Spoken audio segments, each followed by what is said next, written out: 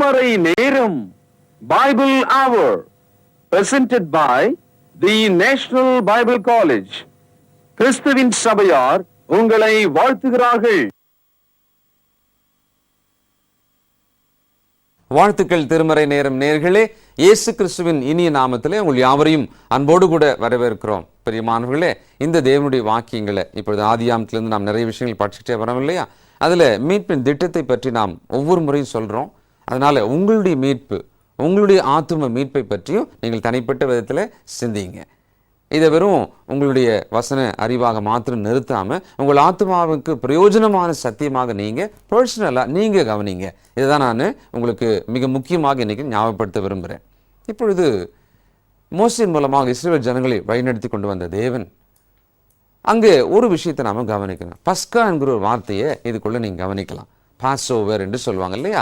அதாவது எளிமையான தமிழில் பஸ்கா என்று சொன்னால் அந்த பாஸ் ஓவர்ன்றதுக்கு கடந்து வருதல், ஒரு இடத்துல இருந்து கடந்து வருதல் அப்படின்னு ஒரு அர்த்தம். இப்பொழுது இந்த பஸ்கா அப்படின்ற ஒரு விஷயம் இஸ்ரவேல் ஜனங்களுக்கெல்லாம் எப்படின்னு சொன்னால், எகிப்திலிருந்து அவர்கள் புறப்பட்டு வெளியிலே போவதற்கு முன்னாலே செய்த ஒரு விஷயம். ஆட்டுக்குட்டியானது ரத்தம் சிந்தப்பட்டு அந்த ரத்தமானது அவரவர்கள் யாரெல்லாம் தேவனுடைய வழியில் போகணும் அப்படின்னு சொல்லி இருந்தாங்களோ அவங்களுடைய நிலைக்கதவில் தடவப்பட்டது. ஆக்சுவலாக அப்பொழுது ஒரு வாதை இருந்தது. அந்த வாதையில் அவருக்கு கீழ்ப்படியாத மக்கள், எதிர்த்து நிற்ற மக்கள், அவரோடு கூட போகிற மக்கள், இந்த ரெண்டு பேருக்கும் ஒரு வித்தியாசத்தை காமிச்சது. இன்றைக்கு நம்முடைய கிறிஸ்தவ வாழ்க்கையில் இயேசு கிறிஸ்துவாகிய பஸ்கா, அவர் பஸ்கா ஆட்டுக்குட்டியாக மரித்தார் இல்லையா? அவருடைய இரத்தத்தாலே கழுவப்பட்டவர்கள் ஒரு பக்கமாகவும் கழுவப்படாதவர்கள் இன்னொரு பக்கமாக தான் இருக்க போகிறாங்க. இது நம்மளாம் ஒன்றும் பிரிக்கல, இது அப்படி தான் இருக்குது. நீங்கள் இயேசு கிறிஸ்துவனுடைய இரத்தத்தினாலே கழுவப்பட்டவர்களாயிருந்தால் நித்திய சந்தோஷத்தை, வாழ்வை அடைவீங்க. அவருடைய இரத்தத்தால் கழுவப்படாமல் இருப்பீர்களானால் நித்திய ஆக்கினையை அடைவீர்கள். இதில் எந்த மாற்றமும் இல்லை. இதுதான் இந்த வேத சத்தியத்தெல்லாம் கேட்டு முடிவுரை அப்படின்னு சொல்றதா இருந்தா இதை தான் சொல்லணும். இப்பொழுது நீங்கள் எப்படிப்பட்டவர்களாக இருக்கிறீங்க யோசிக்கணும். நாம் செய்திக்கு போலாங்களா? இந்த நாளில் நம்முடைய செய்தியாளர், தேசிய வேதாகம கல்லூரியினுடைய கல்வித்துறை தலைவர் டாக்டர் பீட்டர் சோலமன் ஐயா அவர்கள். வணக்கம். திருமறை நேர நேயர்களே, உங்கள் அனைவருக்கும் என்னுடைய நெஞ்சார்ந்த புதிய நாள் வாழ்த்துக்கள். இந்த கிறிஸ்தவ விழிப்புணர்வு நிகழ்ச்சி தூங்கிக் கொண்டிருக்கிற மனிதனை எழுந்திரு என்று சொல்லுகிறது. உட்கார்ந்திருக்கிற மனிதனை எழுந்திரு என்று சொல்லுகிறது. மறந்து போன ஒரு மனிதனை ஞாபகத்துக்கு வா என்று சொல்லுகிறது. கண்களை மூடி இருக்கிற மனிதனை கண்களை திறந்து பார் என்று சொல்லுகிறது. நீங்கள் தேவனுடைய வார்த்தையை இன்று கை கொண்டு நடக்க வேண்டும் என்பது பரலோக ராஜ்யத்தினுடைய தீர்மானமாக இருக்கிறது. இந்த தொடர் திருமறைக்கு திரும்புவோம், பேக் டு பைபிள். அந்த வகையில் இன்றைக்கு மோசேயினுடைய ஒரு முக்கியமான நடவடிக்கையை இன்றைக்கு நாம் படிக்க இருக்கிறோம். அதாவது இஸ்ரவேல் ஜனங்கள் எகிப்தை விட்டு எவ்விதமாக புறப்பட்டார்கள். இந்த புறப்பட்டு போனது தான் யாத்திரையாகமம் என்ற தலைப்பில் இந்த புத்தகத்துக்கு கொடுக்கப்பட்டிருக்கு. எப்படி புறப்பட்டு போனார்கள்? ஆங்கிலத்தில் எப்படி சொல்கிறாங்கன்னா பாஸ் ஓவர், கடந்து செல்லுதல். இந்த வகையில் ஒரு வார்த்தை இருக்குது. அதுக்கு எபிரேய மொழியில் பாஸ்கா என்று. பாஸ்கான்னு சொன்னால் புறப்பட்டு போதல். ஆனால் அந்த பஸ்கா என்பது இஸ்ரவேலருக்கு கொடுக்கப்பட்ட ஒரு விசேஷமான, ஒரு முக்கியமான ஒரு பண்டிகை போல் இருக்கிறது. மோசே 80 வயதில் பார்வோனுடைய அரண்மனைக்கு சென்று கர்த்தர் தமது ஜனங்களை அவருக்கு பண்டிகை கொண்டாடும்படி அவர்களை அனுப்பிவிடுங்கள் என்று கேட்டார். அதற்கு பார்வோன், அந்த தேவன் யார், நான் அறியேன். அவன் தன்னுடைய இருதயத்தை கடினப்படுத்தி கொண்டானான். யாத்திரையாகமும் 7வது அதிகாரம் 7வது வசனம். அவர்கள் பார்வோனோடு பேசும்போது மோசேக்கு 80 வயதும் ஆரோனுக்கு 83 வயதுமாக இருந்தது. இந்த 7வது அதிகாரத்திலிருந்து 12வது அதிகாரத்துக்குள்ள மோசே அந்த ஜனங்களுக்கு, அந்த பார்வோனுக்கும் அவனுடைய ஊழியக்காரர்களுக்கு முன்பாக 9 வாதைகளை அடையாளமாக செய்து காண்பித்தார். வாதைனா அது ஒரு அழிவு. ஆங்கிலத்தில் பிளேக் என்று சொல்லுவாங்க. அது அற்புதம், ஆனால் இந்த அற்புதம் தண்ணீர் திராட்சை ரசமாக மாறினதுன்றது சந்தோஷம். ஆனால் மோசே செய்த ஒவ்வொரு காரியமும் அற்புதங்கள் தான், ஆனால் அது அழிவாக இருந்தது. இப்போ தண்ணீர் ரத்தமாக மாறியது. யார் குடிப்பான் அந்த தண்ணீரை? மிருக ஜீவன்கள்லாம் செத்தது. யாருக்கு அது பயன்படும்? ஆக மோசேயானவன் ஏறக்குறைய 9 வாதைகளை தேவனுடைய வல்லமையினால் செய்து காண்பித்தான். பார்வோன் தன்னுடைய இருதயத்தை கடினப்படுத்தி கொண்டு கர்த்தருடைய வார்த்தைக்கு செவி கொடாமற் போனான். கடைசியாக ஒரு வாதை, 10வது. இந்த வாதையை குறித்து தான் 12ஆம் அதிகாரத்தில் நாம் படிக்கிறோம். இந்த வாதை எப்படின்னா, தேவன் தமது தூதனை அனுப்ப போகிறார். அவனுடைய பேர் மரண தூதன். அன்றைக்கு எகிப்து தேசத்தில் ஒரு குறிப்பிட்ட மக்களுடைய வீட்டை அவன் அழிக்க மாட்டான். இன்னொரு வகையான மக்களை, அந்த வீட்டில் உள்ள ஆண் பிள்ளைகளை எல்லாம் அவன் வெட்டி சாய்க்க போகிறான். அந்த மாதிரியான ஒரு வாதை இது. அன்றைக்கு எகிப்து தேசமே அழிய போகிற ஒரு வாதையாக இருந்தது. இதை குறித்து 12ஆம் அதிகாரத்தில் நாம் பார்க்கலாம். கர்த்தர் தமது ஜனங்களை விடுதலை செய்வதற்காக ஒரு வித்தியாசமான ஏற்பாட்டை அந்த வாதையின் உள்ளவே செய்திருந்தார். அதாவது அவர்களுக்கு முதலாவது மாதம், அதாவது ஆபிப் மாதம் 10ஆம் தேதியில் ஒவ்வொரு இஸ்ரவேல் குடும்பமும் ஒரு பழுதற்ற 1 வயது உள்ள ஒரு ஆட்டுக்குட்டியை தெரிந்தெடுத்து கொள்ள வேண்டும். இந்த ஆட்டுக்குட்டியை 10ஆம் நாளிலிருந்து 14வது நாள் வரைக்கும் பத்திரமாக காக்க வேண்டும். அந்த ஆட்டுக்குட்டி அந்த வீட்டுக்குள்ளே இருக்கும்போது அந்த வீட்டில் இருக்கிறவங்கெல்லாம், சின்ன பிள்ளைங்கள்லாம், எதுக்கு இந்த ஆட்டுக்குட்டி? ஏன்னா வழக்கமாக ஆட்டை அடித்து கறியாக சாப்பிட்றவங்க அவங்க. ஆனால் இந்த ஆட்டுக்குட்டியை எதுக்காக வச்சுருக்கீங்க அப்படின்னு எல்லாரும் கூட கேட்டிருப்பாங்க. ஏனென்றால் அந்த ஆட்டுக்குட்டிக்கு விசேஷமாய் புல் போட்டு அதை காப்பாற்றி கொண்டிருந்தாங்க. மோசே சொல்லியிருந்தார், இந்த ஆட்டுக்குட்டியை 14ஆம் தேதி ராத்திரியில் அதை வெட்ட வேண்டும். அது வெட்டிய பிறகு அது சிந்துகிற இரத்தத்தை எடுத்து நீங்கள் குடியிருக்கிற வீட்டினுடைய வாசல் நிலைப்படிகளில் பூச வேண்டும். அடையாளம் போல அதை பூச வேண்டும். ரொம்ப ஆச்சரியமாக இருக்கு இல்லையா? இந்த ரத்தம் பூசிய வீட்டுக்குள்ளே இருக்கிறவர்கள் யார்? ரத்தம் பூசப்படாத வீட்டுக்குள்ளே இருக்கிறவர்கள் யார்?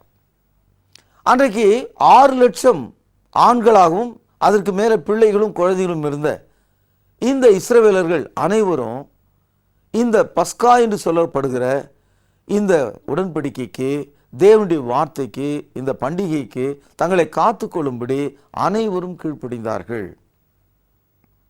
இது ரொம்ப ஒரு ஆச்சரியமான ஒரு விஷயமாக இருக்கிறது. எந்த ஒரு மனிதனும் பாவம் செய்யும்போது அவனை காப்பதற்கு இரத்தம் அவசியமாக இருக்கிறது. இரத்தம் சிந்துதல் இல்லாமல் பாவ மன்னிப்பு உண்டாகாது. எபிரேயர் 9வது அதிகாரம் 23வது வசனம். ஆதாம் ஏவாளுக்காக கூட ஒரு ஆட்டுக்குட்டியின் ரத்தம் சிந்தப்பட்டதனால்தான் தோல் ஆடை அவர்களுக்கு கிடைத்தது. பிரியமானவர்களே, இந்த ரத்தம் ஒரு வித்தியாசமான ஒரு அடையாளமாக அவர்கள் மத்தியில் இருந்தது. இதை குறித்து நாம் பார்க்கலாம். யாத்திரையாகமம் 12வது அதிகாரம் 3வது வசனம். நீங்கள் இஸ்ரவேல் சபையார் யாவரையும் நோக்கி, இந்த மாதம் 10ஆம் தேதியிலே வீட்டு தலைவர்கள் வீட்டுக்கு ஒரு ஆட்டுக்குட்டியாக ஒவ்வொருவரும் ஒவ்வொரு ஆட்டுக்குட்டியை கவனிங்கள் தெரிந்து கொள்ள வேண்டும். ஒரு வீட்டில் இருக்கிறவர்கள் ஒரு ஆட்டுக்குட்டியை புசிக்கிறதுக்கு போதுமான பேர்களாக இருப்பார்களானால் அவனும் அவன் சமீபத்தில் இருக்கிற அவனுடைய அண்டை வீட்டுக்காரனும் தங்களிடத்தில் உள்ள ஆத்துமாக்களின் இலக்கத்திற்கு தக்கதாக ஒரு ஆட்டுக்குட்டியை தெரிந்து கொள்ள வேண்டும். அவனவன் புசிப்பதற்கு இலக்கம் பார்த்து ஆட்டுக்குட்டியை தெரிந்து கொள்ள வேண்டும். அந்த ஆட்டுக்குட்டி பழுதற்றதும், கவனித்தீங்களா, ஆணும் 1 வயது உள்ளதுமாய் இருக்க வேண்டும். 3 காரியங்கள். ஆட்டுக்குட்டி மாசற்றது, ஆணாக இருக்க வேண்டும், 1 வயது உள்ளதாக இருக்க வேண்டும். செம்மறி ஆடுகளாவது வெள்ளாடுகளாவது அதை தெரிந்து கொள்ளலாம். கவனிங்கள் 6வது வசனம். அதை இந்த மாதம் 14ஆம் தேதி வரைக்கும் வைத்திருந்து இஸ்ரவேல் சபைக்கு ஒவ்வொரு கூட்டத்தாரும் சாயங்காலத்திலே அதை அடித்து அதன் இரத்தத்தில் கொஞ்சம் எடுத்து தாங்கள் அதை புசிக்கும் வீட்டு வாசல் நிலைக்கார்கள் 2லும் நிலையின் மேற்சட்டத்திலும் தெளித்து அன்று ராத்திரியிலே அதன் மாம்சத்தை நெருப்பினால் சுட்டு புளிப்பில்லாத அப்பத்தோடும் கசப்பான கீரையோடும் அதை புசிக்க கடவர்கள். இதுதான் அந்த பஸ்கா என்று சொல்லக்கூடிய அந்த பண்டிகை. இந்த பஸ்கா ஆட்டை அவர்கள் எப்படி செய்ய வேண்டும், எப்படி தெரிந்து கொள்ள வேண்டும், எத்தனை நாள் காப்பாற்ற வேண்டும், என்று ராத்திரியில் அடிக்க வேண்டும், அதனுடைய இரத்தத்தை எப்படி பூச வேண்டும், அதை எப்படி சுட்டு புளிப்பில்லாத அப்பத்தோடும் கசப்பான கீரையோடும் அவர்கள் சாப்பிட வேண்டும். இந்த கருத்தெல்லாம் உங்களுக்கு விளங்கியிருக்கும் என்று நான் நம்புகிறேன். 11ஆம் வசனம், அதை புசிக்க வேண்டிய விதமாவது நீங்கள் உங்கள் அறைகளில் கச்சையை கட்டிக்கொண்டும் உங்கள் கால்களில் பாதரட்சியை தொடுத்து கொண்டும் உங்கள் கையில் தடி பிடித்து கொண்டும் நீங்கள் அதை தீவிரமாய் புசிக்க கடவீர்கள். அது கர்த்தருடைய பஸ்கா. அதாவது கையில் கோல், காலில் செருப்பு, இடுப்பில் பெல்ட் அல்லது அரைக்கச்சை, இதெல்லாம் எதை காட்டுதுன்னா அன்றைக்கி நைட்டு நீங்கள் கிளம்பணும், ரெடியாக இருங்க, அதை சாப்பிட்ட உடனே நீங்கள் புறப்படணும். இதுதான் யாத்திரையாகமம் புத்தகத்தினுடைய தலைப்பாக இருக்கிறது. ஆக யாத்திரையாகமம் அப்படின்னு சொன்னாவே பஸ்கா நமக்கு ஞாபகத்துக்கு வரணும்.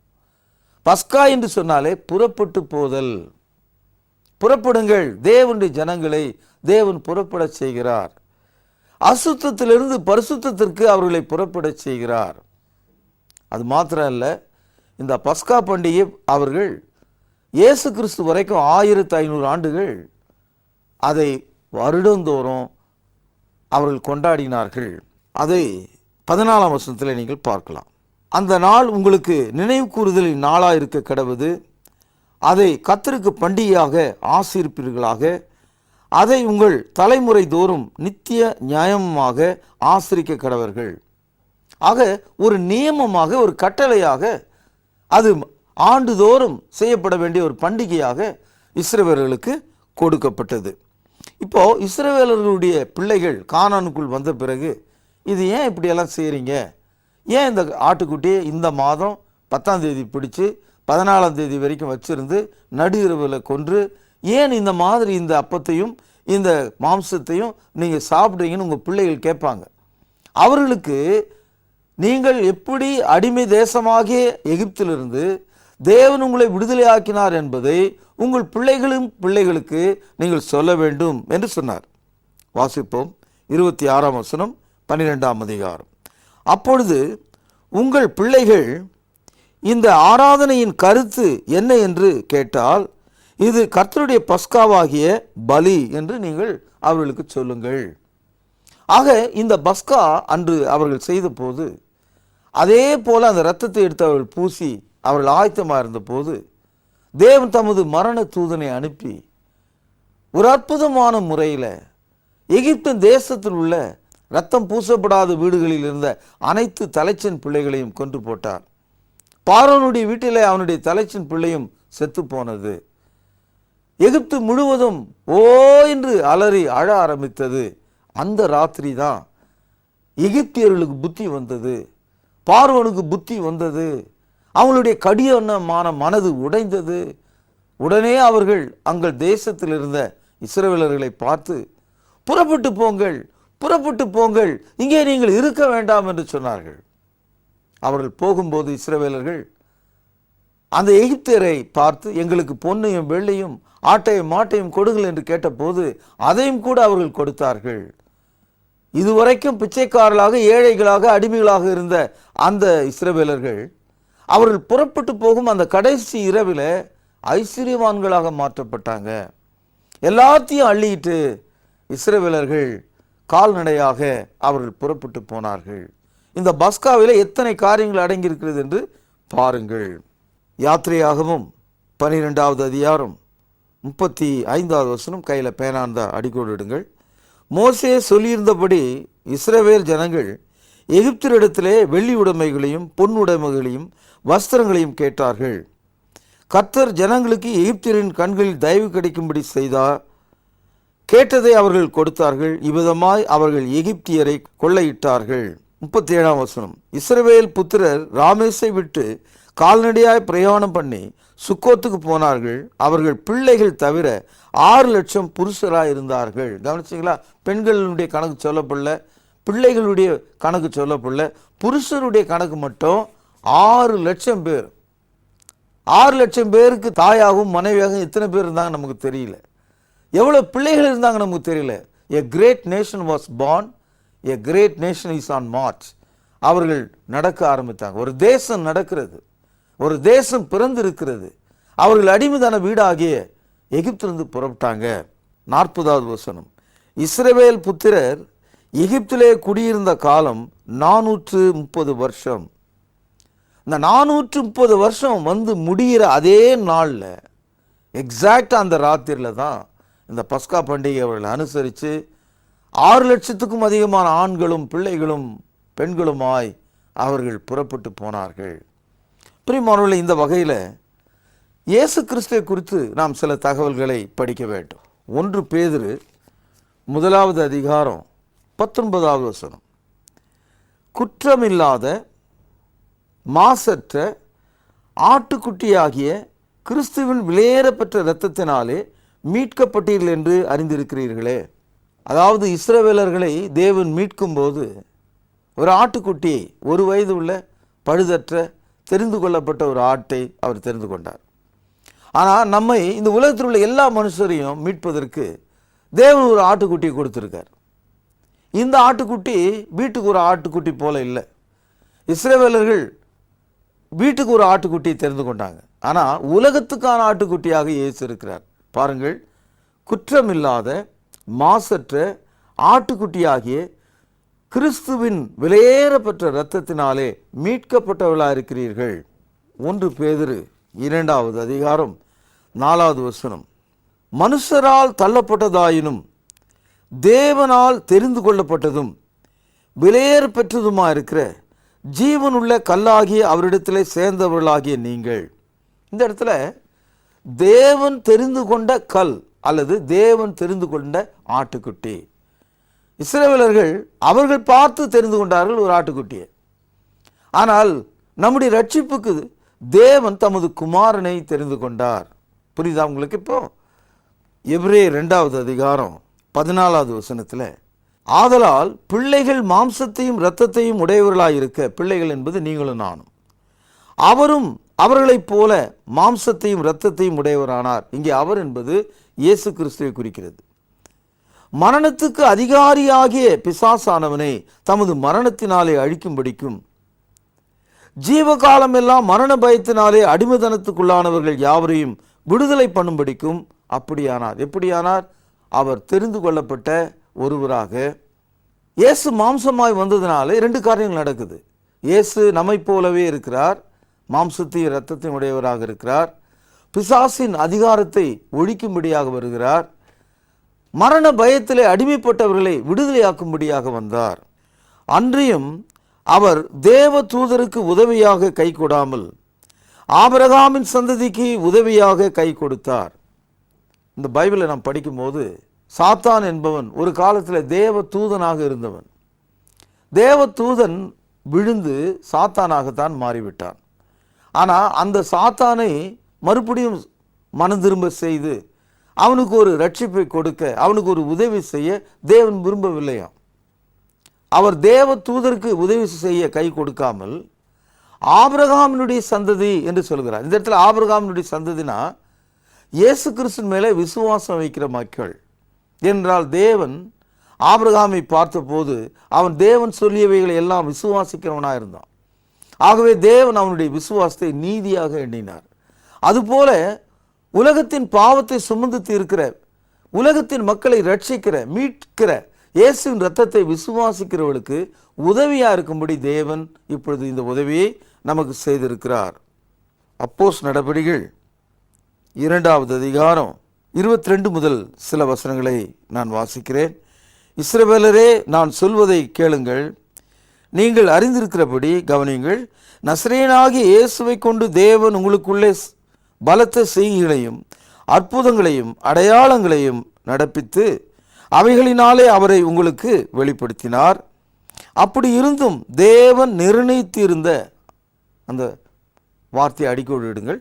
தேவன் நிர்ணயித்திருந்த ஆலோசனையின்படியும் அவருடைய முன் அறிவிப்பின்படியும் ஒப்பு கொடுக்கப்பட்ட அந்த இயேசுவை நீங்கள் பிடித்து அக்கிரமக்காரருடைய கைகளினாலே சிலுவையிலே ஆணியடித்து கொலை செய்தீர்கள்.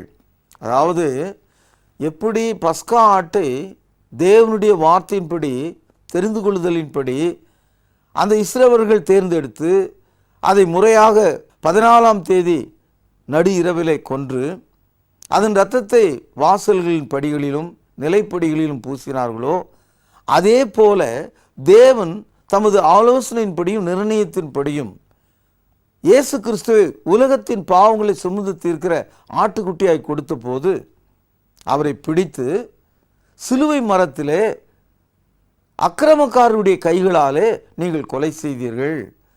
அதாவது நீங்கள் வெட்டி போட்டீர்கள், அவர் இரத்தம் சிந்தும்படி செய்தீர்கள். இந்த ஆட்டுக்குட்டி யாருக்காகவும் இரத்தத்தை சிந்தியது என்று பரிசுத்த ஆவியானவர் பேசுகிறார். இப்பொழுது யோவான் எழுதிய சுவிசேஷம் 1வது அதிகாரம் 29வது வசனம். மறுநாளிலே யோவான் இயேசுவை தன்னிடத்தில் வர கண்டு, பேனால் அடிக்கோடிடுங்கள், இதோ உலகத்தின் பாவத்தை சுமந்து தீர்க்கிற தேவாட்டுக்குட்டி. மறுபடியுமாக 36வது வசனம். இயேசு நடந்து போகிறதை அவன் கண்டு, இதோ தேவாட்டுக்குட்டி என்றான்.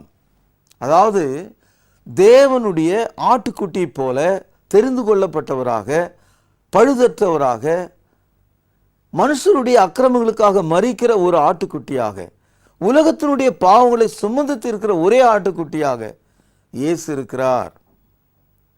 அவர் மனித கரங்களால், அக்கிரமக்காரருடைய கரங்களால் சிலுவை மரத்திலே அடித்து கொல்லப்பட்டது.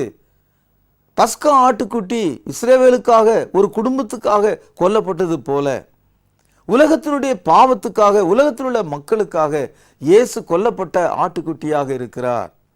ஆக இயேசு கிறிஸ்து பழைய ஏற்பாட்டு காலத்தில் நிழலாக இருந்த அந்த பஸ்கா ஆட்டுக்குட்டிக்கு நிஜமான ஆட்டுக்குட்டியாக இருக்கிறார். 1 கொரிந்தியர் 5வது அதிகாரம் 7வது வசனம். ஆகையால் நீங்கள் புளிப்பில்லாதவர்களாய் இருக்கும்படியே புதிதாய் பிசைந்த மாவாய் இருக்கும்படி பழைய புளித்த மாவை புறம்பே கடித்து போடுங்கள், பேனால் அடிக்கோடிடுங்கள். நம்முடைய பஸ்காவாகிய கிறிஸ்து நமக்காக பலியிடப்பட்டிருக்கிறாரே. இந்த வசனத்தில் கிறிஸ்துவை பஸ்கா என்று ஆவியானவர் குறிப்பிடுகிறார். இந்த பஸ்கா எங்கே இருக்குது?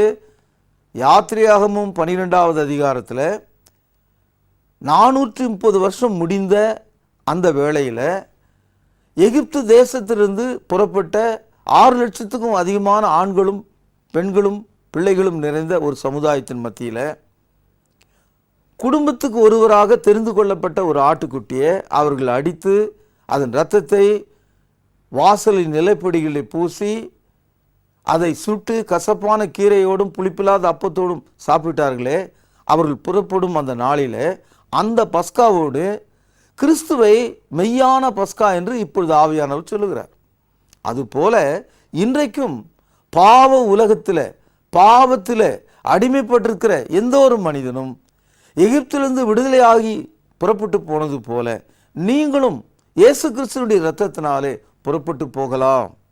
நீங்களும் விசுவாசம் உள்ளவர்களாய் ஞானஸ்தானத்துக்கு கீழ்ப்படியும் போது உங்கள் பாவங்கள் மன்னிக்கப்பட்டு நீங்கள் புறப்பட்டு போகலாம். 1 பேதுரு 1வது அதிகாரம் 15-16 வசனங்கள். உங்களை அழைத்தவர் பரிசுத்தராயிருக்கிறது போல நீங்களும் உங்கள் நடக்கைகள் எல்லாவற்றிலும் பரிசுத்தராயிருங்கள். நான் பரிசுத்தர், ஆகையால் நீங்களும் பரிசுத்தராயிருங்கள் என்று எழுதியிருக்கிறதே. ஆகவே தேவனுடைய மக்கள் புறப்பட்டு போகும்படி, பரிசுத்தமான தேவனிடத்தில் போகும்படி புறப்பட வேண்டும். இந்த காலையில் நீங்கள் கேட்ட இந்த செய்தி, பஸ்கா என்பது என்ன? அதை புசித்த நாளிலே இஸ்ரவேலர்கள் எவ்விதமாய் புறப்பட்டு போனார்கள்? அவருடைய வாழ்க்கையில தரித்திரம் ஒரே இரவில் எவ்விதமாக மாறியது? அவர்கள் புறப்பட்டு போன போது கர்த்தர் அவர்களோடு புறப்பட்டு போனார். அதுபோல இன்றைக்கும் கூட நீங்கள் பாவ மன்னிப்பிற்காக இயேசு கிறிஸ்துக்குள்ளே ஞானஸ்தானத்தின் வழியாய் புறப்படும் போது தேவன் உங்களை ஆசீர்வதித்து ஆவிக்குரிய சரீர நன்மைகளால் நிறைத்து நீங்கள் பரிசுத்தராயிருக்கும்படி புறப்பட்டு போகும்படி தேவனை நோக்கி செல்லும்படி உதவி செய்கிற மெய்யான பஸ்காவாக இருக்கிறார் என்று சொல்லி நாளை நாம் சந்திப்போம் என்ற உறுதியோட ஜெபம் செய்வோம். மகா பரிசுத்த நிறைந்த எங்கள் அன்பான தகப்பனே, மெய்யான பஸ்காவாகிய இயேசு கிறிஸ்துவிற்காக நன்றி தகப்பனே. இயேசுவின் நாமத்தில் ஜெபம் கேளும் ஜீவனுள்ள எங்கள் பிதாவே, ஆமென். திருமறை நேர நேயர்களுக்கு இயேசு கிறிஸ்துவின் இனிய நாமத்திலே வாழ்த்துக்கள். என்ன நேயர்களே, இந்த திருமறைக்கு திரும்புவோன்ற தொடர் பிரயோஜனமாக இருக்கிறதா? செய்தியெல்லாம் உங்களுக்கு பிடித்திருக்கிறதா? புரிந்து கொண்டீர்களா? இப்படிப்பட்ட கண்ணோட்டத்தோடு நீங்கள் ஆதியாம் புத்தகத்தை படித்திருக்க மாட்டீர்கள்.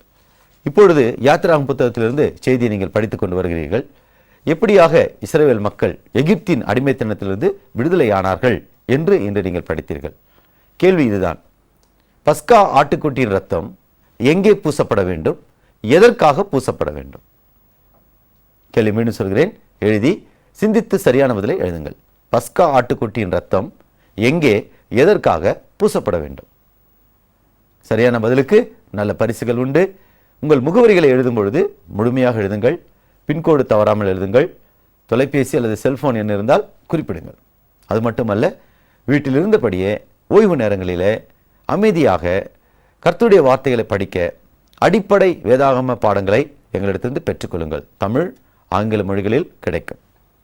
ஆவிக்குரிய புத்தகங்கள், மாதாந்திர பத்திரிகைகள், அது மட்டுமல்ல கர்த்தருடைய பந்தி பாத்திரம், காணிக்கை பைகள், பிரசங்க பீடங்கள், சபைக்கு தேவையான பொருட்கள் உண்டு.